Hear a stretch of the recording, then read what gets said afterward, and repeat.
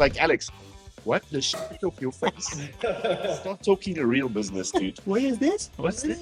All right, guys, thank you so much for coming. An honor and a pleasure. I see you now pretty frequently on the weekends. I'd love it if you guys could, each of you, share a bit. How did you guys fall into the world of wine? Was there a single moment, a bottle, a person? How did it all start? At the beginning, there was light. It all started with the Big Bang. I was living in, obviously from South Africa, I was living on the coast. Being a young, impressionable lad by the sea, you kind of drank alcohol, but it was quantity rather than quality. And I was kind of roped in on weekends to come and help out with working on a wine farm. And on this wine farm, there was an amazing person that actually was the owner. And he took me down into his cellar under the house, this dark cellar downstairs, puts the light on, click, and then basically you just see this room with like just the bottlenecks sticking out different colors, white, red, yellow, blah, blah. And I'm like, what are we doing? He's like, no, we're choosing the wine for tonight. And I was like, cool, looks interesting. So he pulls out, a couple of bottles. There's like one barrel in the middle of the room. There's like 3 glasses, but it's like these beautiful shaped, you like ting it and it's like boom, like glassware. It's crazy. And then he opens this bottle of wine and he says, have you ever had good Burgundy? And I'm like, Burgundy? No idea. I was just like, okay, cool. And then he poured a glass, and literally as I put my nose into the glass, it just went like, what the hell is this? I've never experienced this. I couldn't explain it. I had goosebumps at the same time, and that's where it all started. Little did I know at that stage, he was pouring a Gevrey Chambertin from Armand Rousseau, and it was the 1990, which is probably like seen as the best vintage of the last 100 years. It was a bonkers wine. And that's where I just went like, I want to know more. I actually don't have a story, by the way. I'm a first generation. Neither of my parents ever drank wine for pleasure or for any other reasons. I'm coming from the country where at that time, when I was growing up, there was no wine culture. So we had a lot of Georgian wines, we had a lot of kind of Armenian wines, we had some entry-level-ish Italian, French. I remember like now in the pub we used to serve some. Long story short, I moved to Dubai. Chris and I, we met at the time. I cannot say I loved wine from the very beginning. What I actually loved is that there was endless amount of information about it. And then on the later stages, I learned that I'm pretty good in it. So it's I understand a lot of things about it. I saw somewhere, maybe you showed me that there was a Masters of Wine, that there was a Master of Sommeliers. Right, yeah. I'm like, cool, I started researching it. Stupidly enough, I made myself goal for the lifetime. I need to become one of those. I don't really have a day when I don't have certain things connected with the wine. It's either going to be reading or a tasting or some sort of it. Tell us about your projects. Tell us Graft Collab. Tell us about Breakfast Wine Club. What is it that got into your heads to drive people to wake up early on a Sunday morning and do blind tastings?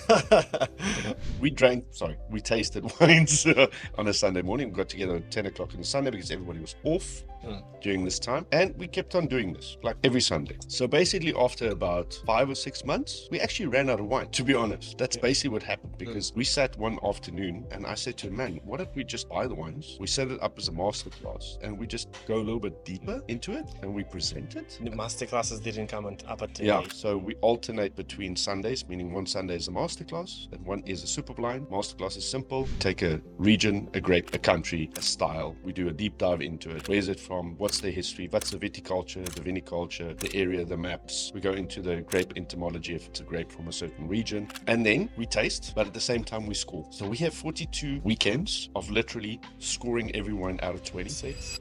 Friday. I'll see you Sunday morning. All right, so we are here next to Boca where the Breakfast Wine Club meets on Sundays. I've been doing this now probably for the last maybe 6-7 months, together with Chris and Alex, of course, and it's been just fantastic, right? It's either a blind tasting, one grape, one country, or a region. It could be a masterclass on Syrah or grower champagnes. I mean, really very, very grateful, honestly, for this experience with them, and really excited to see where this wine journey will bring me. I would like to see from you assessment of the climate, quality, region, price point, we can discuss. And we are in the Nuit Saint George 2020 David Duban. Usually this is what you're gonna have in the Premier Cru and the Grand Crus, and a high quality Pinot Noirs. Tannic structure is building up over 10 to 15 seconds on your palate. Carmenere wouldn't have such a structural tannins as the Cab or as the Merlot. It might be similar towards the Syrah, but we remember that Syrah is a mid palate and the Carmenere sits as any other Bordeaux variety on the gums, on the cheeks. The whole idea is just for the wine to be as balance as possible for it to flow from one structural component to another, just to be as rounded as possible, for you not to be able to say like, oh, the oak is sticking out, or the alcohol is sticking out, or the fruit is sticking out, or the tertiary is sticking out. Yeah, so the whole thing about it is just to be as rounded as possible. Circling back to how Graft Collab has appeared, because out of necessity, we needed some sort of expression of ourselves, number one, and second of all, we were stupidly driven by some kind of mission somebody told us we need to be. So we're trying to change and elevate the industry in the way. We want this country and this city to be a wine destination, because it is not yet, and it's still work to be done. You believe it will be? Maybe not in our lifetime. I would like to see it in our lifetime. I would love to see So it. most probably, I will see it somewhere from the Provence. But I'll just know we did some good job. Yeah, we were sitting somewhere in Portugal, Yeah. in Colares, This is the having thing. a bottle of Tinto. This city has pretty much everything. Yeah. So if you're gonna come to the infrastructure, financials, if you come for the guests or the restaurateurs, or you have the talent, so we have everything. We just been constrained for such a long time, saying, oh, this is what people not gonna drink today, or this is not a Dubai style. We need to sell like big Burgundies, we need to sell big Bordeaux. If you guys could redesign the WSET system or the sommelier system from scratch, Yes. what would you do? What would you keep, and what would you toss out? Fantastic. What I have found out within the years of the practice, it has a very clear system, and if you know how, it's very easy to pass it. WCT has never been one of these educational bodies who are tuned in to make you better, more knowledgeable, and more broader as a professional. It's been just tailored in order for you to go through the textbook and pass the exam. However, once you scaling up to this point, you just become a consistent McDonald's or Burger King, who just keep on producing same and the same and the same. So you're losing this soul and touch of how actually you need to train your sommelier and professional. I do believe WST is a great organization. It was a fantastic job they have been doing for over 50 or 60 years. Where they have missed is that they have told to people that the only thing you ever need in your life is WCT, which cannot be any further from the truth. We, as a human being, from the age of 21 to 85, you have 27,000 days of life. If you consume one bottle of wine per day, it's 27,000 bottles of wine. There's 27,000 producers of wine in France alone. What about the rest of the world? So if we keep on telling people that the beginning and end of how to educate yourself in wine is only that way, it is completely and utterly wrong. The problem is, this is not made to be thinking of in a systematic way. Because even you had this earlier and you're like, what the hell is this? Is this, like, what are we drinking? Are we like pet nut? You're like, what is that? Cool. You'll never see this in WSET exam even. The amount of mentioning this in a text manual would be probably a little paragraph at the bottom, right at the bottom. Level 4, half a page. Half a page. It's out of a 500-page book. It's 900-page book. 900-page book, half a page mentions method ancestral. Again, we need to be able to teach people more. There's a broader base of knowledge that can be shared, and exciting base, not just textbook, this boring textbook stuff. Okay, the next question, I'm going to say it's 2045, 20 years from now. I'm walking into a wine bar. Classy, say refined, a wine bar for wine lovers. What is on the pour list? What music is playing? What's my experience, and how is it going to be different, than today? The funny thing about the wine, and now this is one of these categories, one of these beverages, which actually proven itself over the decades and centuries and millennia. There is not many beverages who can tell the same. Spirits been distilled today and been distilled 200 years ago in very different way. Beer has been brewed today, 200 years ago, different way. Wine been made today, 200 years ago, the same way. So when I'm gonna open the wine list in the wine bar 20 years from now, probably we're not gonna see any Burgundy and Bordeaux, Tuscany and Napa. In a regular wine bar, you're not gonna see them. They're gonna live in the realm of investors and the private sellers, and they're gonna become so small. And then probably Burgundy will have so much problem with the global warming. Okay, yeah. So climate change, 100%. We're probably gonna drink a lot more.